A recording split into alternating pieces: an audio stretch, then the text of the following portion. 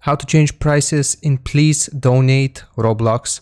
So first up, you want to go to your Roblox website, roblox.com, and then from here simply click on Create.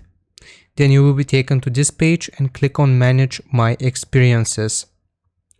So from here you will have one of your public experiences, so simply click on the three dots and then click on Create Badge.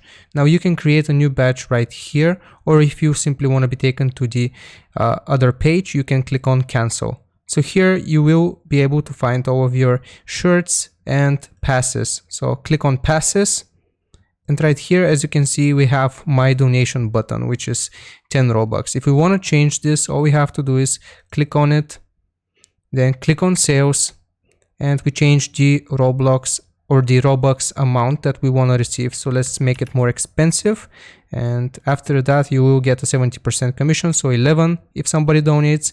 Click on Save Changes. It should say Pass updated successfully. So if we go back to Please Donate Roblox, and if we update our stand, as you can see, it went from 10 Robux to 15 Robux. So that is how you change the Robux amount in Please Donate on your stand. So make sure you like and subscribe if this helped you out. I'll see you next time. Goodbye.